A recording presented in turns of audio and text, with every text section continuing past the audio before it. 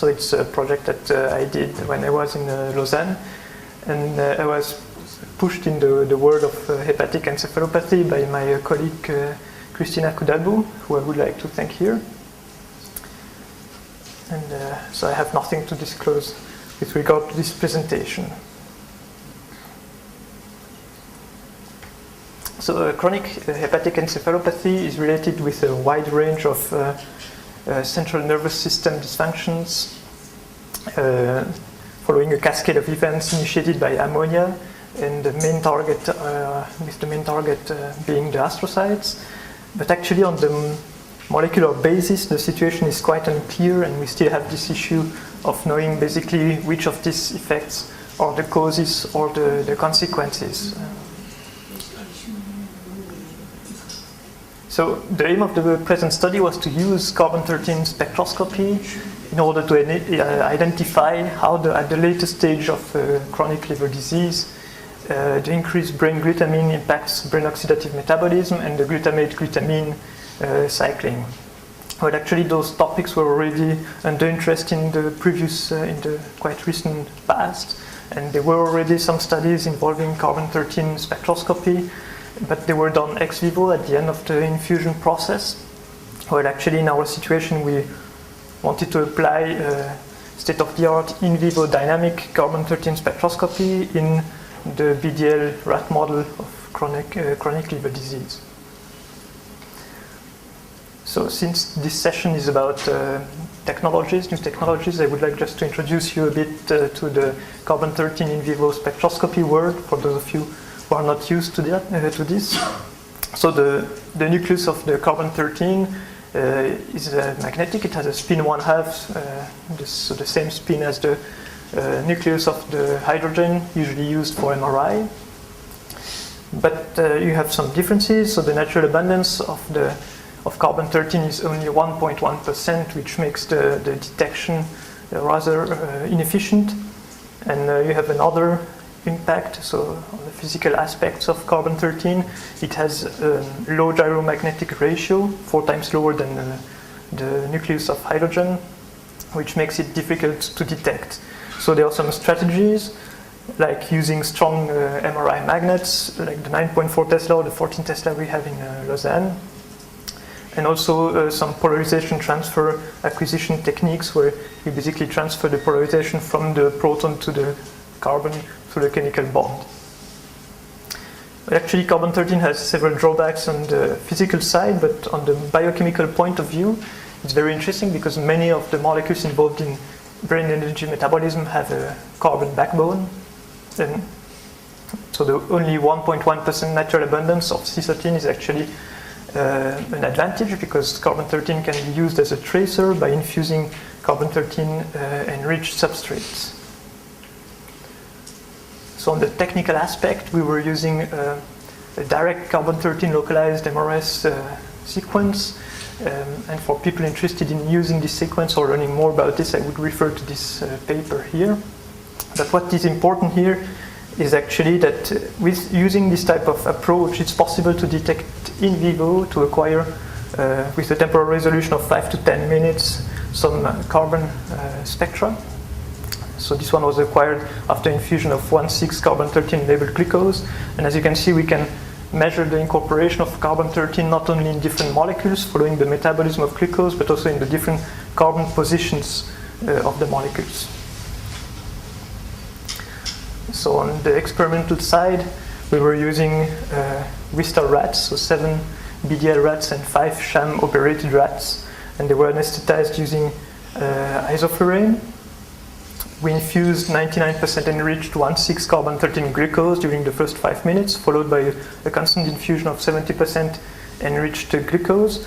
And the goal of this infusion is actually to reach, to generate a step function shaped input for the plasma glucose carbon-13 enrichment.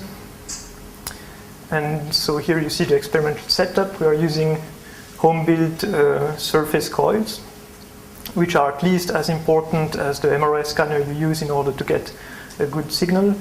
And we can then localize our carbon acquisition in a voxel of about 320 microliter inside the brain of the animal.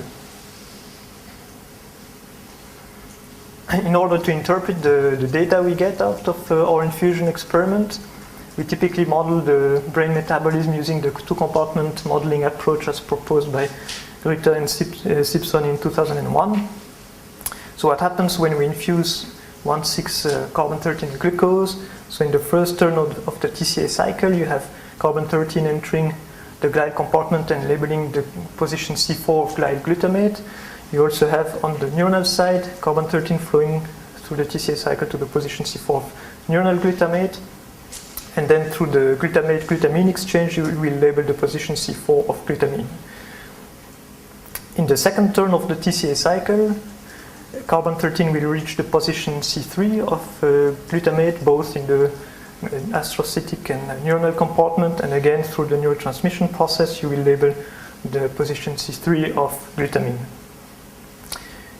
You also have the labeling of the position C2 in the second turn of the TCA cycle, both in both compartments.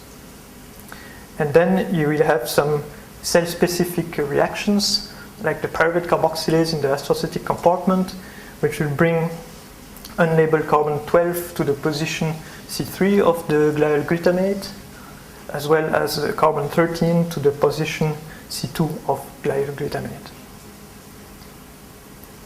So at the end, we get a model looking like this, characterized by a set of metabolic rates, as well as dilution factors, taking into account the uptake of other substrate by the astrocytic compartment and the dilution through lactate uptake from brain tissue.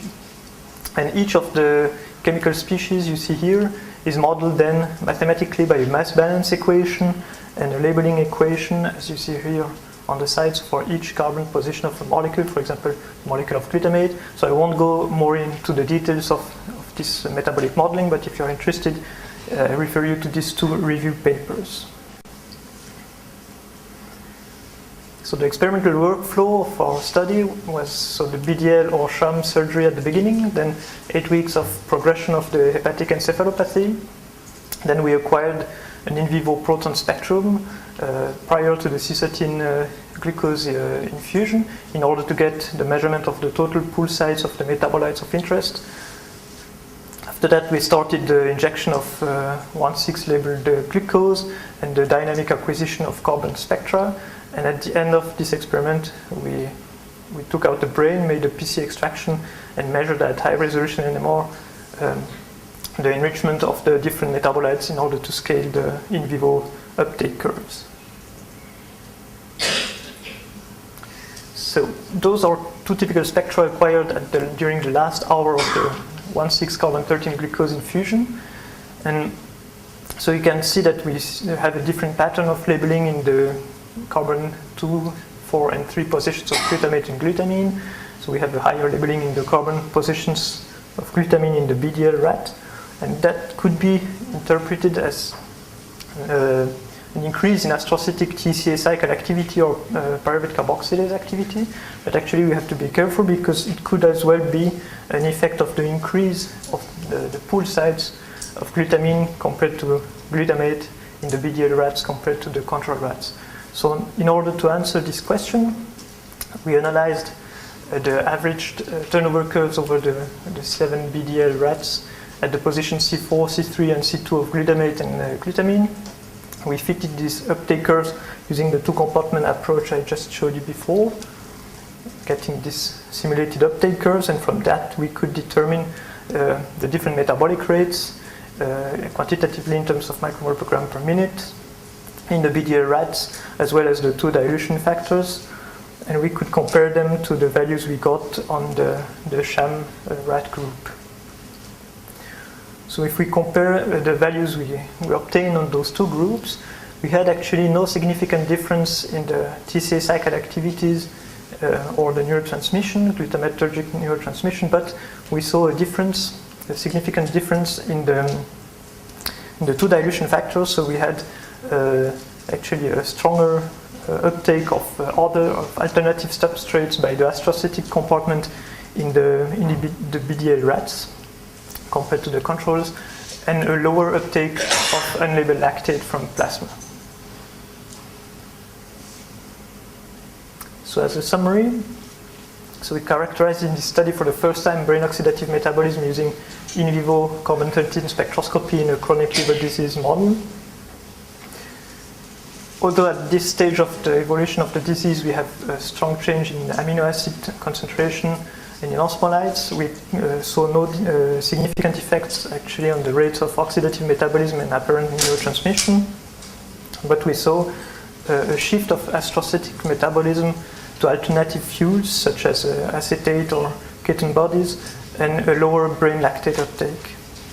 However, before writing it in stone, we would like to add some future steps to this study. So our future projects will involve the refined metabolic analysis of this data by pushing the analysis to single animals, so making the metabolic modeling of the uptake curve so for every single animal in order to avoid some averaging effect over the population of animals we consider.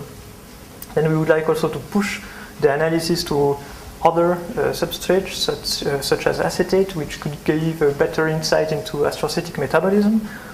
And we would like also to analyze other biochemical pathways such as lactate production or the GABA cycling. And with this, I would like to thank the financial support and thank you for your attention.